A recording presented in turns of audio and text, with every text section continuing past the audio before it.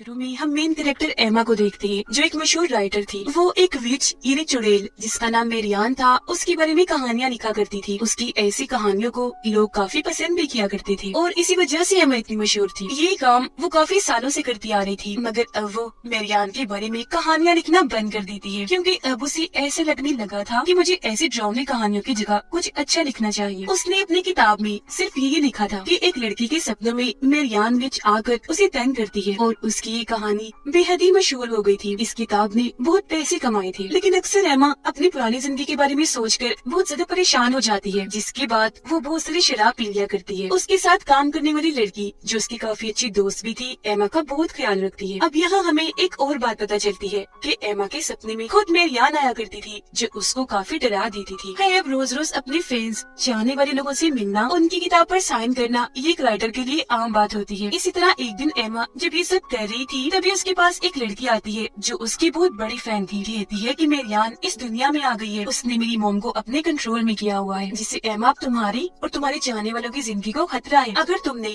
Marian के बारे में लिखना बंद कर दिया तो सब मारे जाएंगे। यहाँ पर नोट करने वाली बात ये थी कि इस लड़के की माँ ही एमा को सपने में डरा रही थी, यानी कि मेरियान की आत्मा उसके अंदर थी। फिर इन बातों पर एमा को यकीन नहीं आता, इसलिए वो लड़की खुद अपनी जान ले लेती है अपनी बात को सही साबित करने के लिए, और साथ ही एक लॉकेट छोड़ती है ये कहकर कि ये मेरी मोम को दे देना। इस हादसे के बाद एमा को अपने मोम डैड की फिक्र हुई। अपने घर फोन करती है पर कोई भी फोन नहीं उठाता, क्योंकि वो कई सालों से अकेली रह रही थी, घर नहीं गई। इस बात को लेकर अब वो थोड़ा परेशान हो जाती है। अपने साथी को लेकर अपने टाउन जाती है, जहाँ पर उसके मोम डैड सही सलामत थे। वो उनके साथ रात गुजारती है और अगली सुबह उस फैन की मोम से मिलने जाती है जिसने अपनी जान ले ली थी। यहाँ आकर एमा को पता चला कि सच में उस लड़की की मोम के अंदर मेरियान की आत्मा है, जो एमा से कहती है कि तुम्हें मेरे बारे में लिखते रहना होगा। अगर तुमने ऐसा ना किया तो अच्छा नहीं होगा, मैं तुम्हारे मोम डैड को मार दूंगी। अब यहाँ एमा की मुलाकात अपने बचपन के दोस्तों से होती है, जो काफी सालों बाद एमा से मिल रहे थे। इन चारों दोस्तों से एमा को बहुत प्यार था, खास तौर पर अपने एक मेल फ्रेंड से, जिसकी अब शादी हो गई थी। फिर एमा अब कुछ नहीं दिखती, इसीलिए उसके मोम डैड गायब हो जाते हैं, जो मेरियान का ही काम था। काला जादू करके मेरियान की आत्मा सभी लोगों को अपने कंट्रोल में किया करती थी। यहाँ हमें एक चमड़ी से बनी पोटली भी दिखाई जाती है, जिसका मतलब ये था कि वो जहाँ पर भी होगी सबको अपने कंट्रोल में करती रहेगी। एमा अब फिर से अपनी कहानी लिखना शुरू करती है और जो भी वो लिख रही थी सब कुछ सच होता जा रहा था, जिसके फौरन बाद एमा की मोम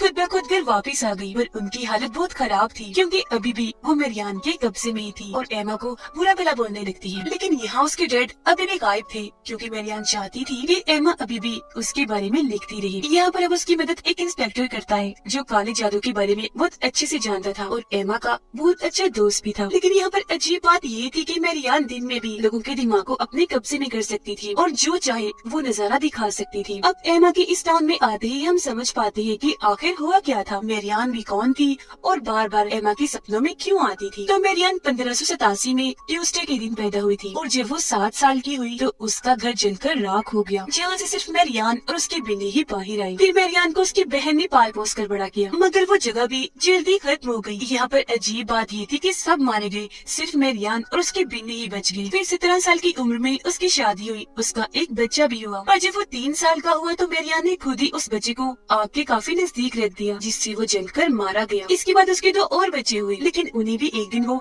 घने जंगल में ले गई। लेकिन जब वापस आई तो उसके साथ उसके बच्चे नहीं थे, वो अकेली थी, जिसका मतलब था कि उन्हें भी मेरियान ने मार दिया होगा। आकर उसने बहुत ही खतरनाक काम किया, उसने अपने हस्बैंड का गला काट दिया और शैतान के सामने उसके साथी डीमन से शादी कर ली। यानी कि मेरियान शुरू से ही काले जादू जैसे काम किया करती थी, मगर फिर उसे प्रीस्ट और कुछ लोगों ने पकड़ लिया, क्योंकि उस जगह पर बहुत सारे बड़े और बच्चे मारे गए थे। फिर सब ने मिलकर उस पर क्रॉस वाला कपड़ा लगाकर उसे लटका दिया। मगर मेरियान का कहना था कि मैं कभी हार नहीं मानती, आने वाले वक्त में मैं दोबारा आकर तुम लोगों और तुम्हारे बच्चों को तंग करूंगी, क्योंकि मैं खाली हाथ कभी नहीं जाती, हमेशा अपने साथ कुछ न कुछ लेकर जाती हूँ। तो अब उसे 15 फीट जमीन के नीचे दबा दिया गया और उसने जो डीमन से शादी की थी वो एग्रीमेंट भी साथ दफन कर दिया, ताकि उसे जलाया जा सके।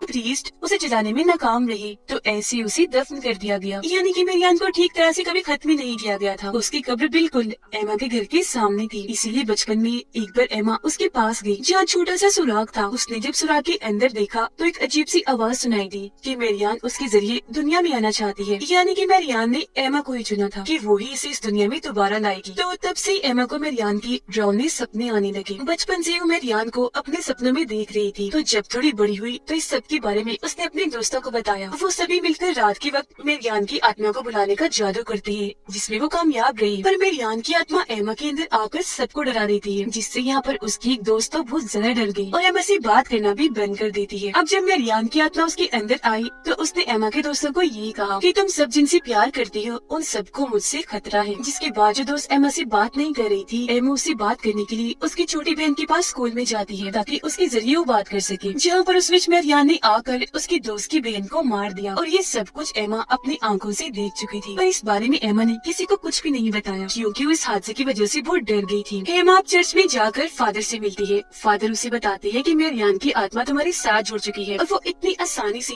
तुम्हारा पीछा नहीं छोड़ेगी। अगर तुम सबकी भलाई चाहती हो तो ये टाउन छोड़कर चली जाओ। अब एमा जानबूझकर अपने टाउन में बुरे बुरे काम करने लग गई, जिस वजह से उसके मॉम डैड ने उसे बाहर भेज दिया और फिर वो एक मशहूर राइटर बनी। और यही वजह थी कि वो अपने इस पास्ट की वजह से हर वक्त शराब के नशे में और परेशान रहा करती थी। अब कहानी दोबारा आ जाती है मौजूदा वक्त में। एमा को आज तक अपनी दोस्त की बहन की मौत का गम अंदर से खाए जा रहा था। यहाँ पर हैरान करने वाली बात ये थी कि मेरियान की आत्मा पिछले 15 सालों से एमा के पीछे पड़ी हुई थी, उसे डरा रही थी। एमा का किताब लिखना और उस कहानी में जिस लड़की के बारे में लिखा वो और कोई नहीं बल्कि खुद एमा थी। ये सब बातें एमा सोचकर नहीं लिखा करती थी, बल्कि ये सब कुछ उसके सपने थे जो उसने कहानियों के रूप में लिखे थे। अब एमा उस फैन लड़की की मोम के पास जाती है और उन्हें मारने की कोशिश करती है, क्योंकि उनके अंदर मेरियान की आत्मा थी। पर एमा का जो इंस्पेक्टर दोस्त था उसे ऐसा करने से मना करता है। फैन लड़की की मोम के अंदर मेरियान की आत्मा एमा से कहती है कि अगर तुमने मेरे बारे में किताब ना लिखी तो तुम्हारे मोम डैड मर जाएंगे। और होता भी बिल्कुल ऐसा ही है। एमा जब घर जाकर देखती है तो उसकी मोम मर चुकी थी। तो उस लड़की की मोम को जाकर वो दोबारा मारने की कोशिश करती है, पर इस बार उसे एमा की साथी बचा लेती है, जिससे अब मेरियान की आत्मा उस औरत के जिस्म से जा चुकी थी और जाते जाते वो एमा की शादी को भी नुकसान पहुंचाती जाती है। इंस्पेक्टर को एमा की डेट मिल गई थी, वो उन्हें हॉस्पिटल लेकर जाता है। यहाँ पर हमें एक और बात पता चलती है कि मेरियान जब किसी के जिस्म में आकर वापस जाती है तो वो उस इंसान के जिस्म से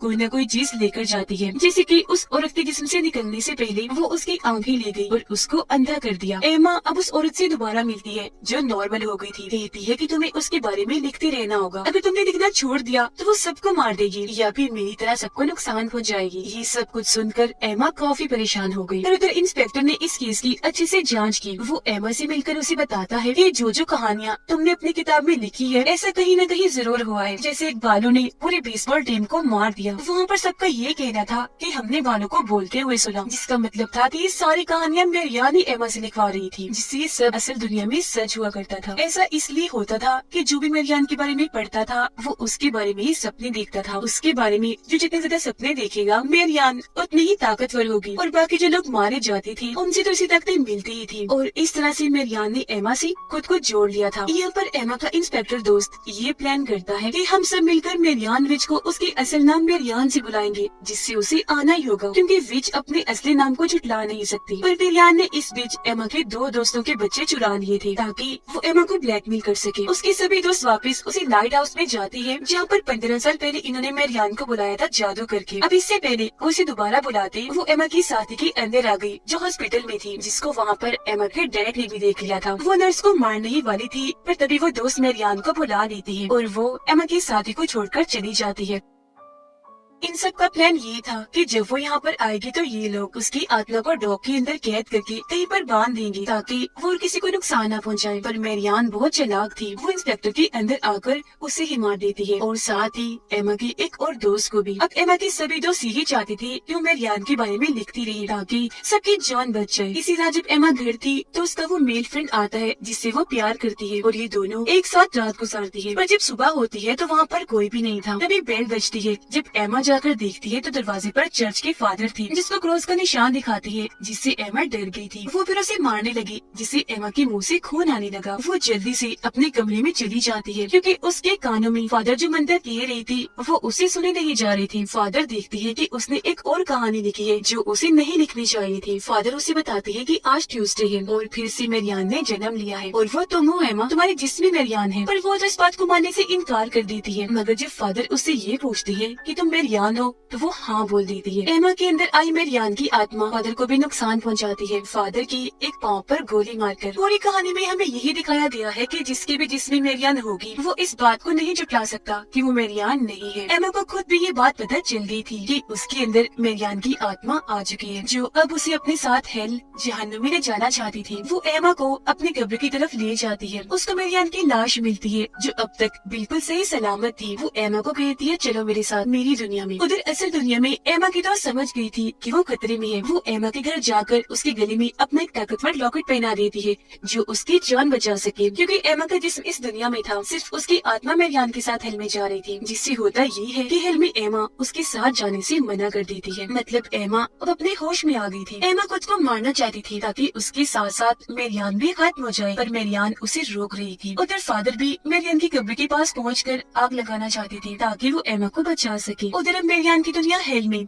एमा के पास बेसबॉल बैट था जिससे वो मेरियान की आत्मा को मारती है और असल दुनिया में उसकी दोस्त एमा को बचा लेती है खुद को गोली मारने से। फादर भी मेरियान की कब्र को आग लगा देती है, पर मेरियान की आत्मा ने उन्हें अंदर खींच लिया था, जिसमें जलकर मेरियान की आत्मा तो खत्म होती है, साथ में फादर भी मारे जाते हैं। एमा की डैड बिल्कुल ठीक हो गई थी। उनका रिश्ता एमा के साथ काफी अच्छा हो गया था, जो आज से पहले नहीं था। एमा को उसके साथी भी वापस मिल गई थी, मगर उसके बोलने की ताकत जा चुकी थी, क्योंकि मेरियान जाते जाते कुछ न कुछ साथ ले जाती है। वो दोनों टाउन को छोड़कर जा रही थी। जाते हुए सबसे मिलती है। यहाँ पर एमा अपनी मेल फ्रेंड से मिलकर उस रात के बारे में बताती है कि तुम आए और हमने रात साथ गुजारी थी, मगर वो ये सुनकर हैरान हो जाता है क्योंकि वो आया ही नहीं था। उसे गुस्सा आ गया और वो यहाँ से चला गया। यहाँ पर एमा बहुत परेशान हो जाती है। वो अपने साथी से पूछती है कि तुम्हें भी मेरियान काले समंदर के पास लेकर गई थी? तो वो कुछ नहीं कहती, पर अचानक से बोल पड़ती है कि हाँ हाँ मैंने भी हेल को देखा है। एमा हैरान होते हुए फिर से पूछती है, पर वो कुछ नहीं बताती। एमा को सारे रास्ते उल्टी आ रही थी। उसके साथी उसके लिए प्रेगनेंसी किट लेकर आती है चेक करने के लिए कि कहीं वो माँ तो नहीं बनने वाली। एमा कहती है क्या मजाक है, ऐसा कुछ नहीं हो सकता, मेरी शादी नहीं हुई। लेकिन जब वो टेस्ट करती है तो सच में वो माँ बनने वाली थी। अब यहाँ उसके माँ बनने की दो वजह हो सकती है। हो सकता है उस रात एमा के दोस्त के रूप में डीमन आया हो। वो रात एमा के साथ रहा क्योंकि वो मेरियान को दोबारा जिंदा करना चाहता है और एमा के पेट में मेरियान का ही रूप है। दूसरी वजह ये हो सकती है कि उस रात मेरियान ने खुद उसके दोस्त को अपने कंट्रोल में करके एमा के पास भेजा हो ताकि एमा के जरिए मेरियान का दूसरा जन्म हो, मतलब वो एमा से पैदा हो, क्योंकि शुरू से उसने एमा को ही चुना। आपको क्या लगता है कमेंट सेक्शन में जरूर बताइएगा। और इसी सीन और सस्पेंस के साथ ही ये सीरीज इधर ही खत्म हो जाती है।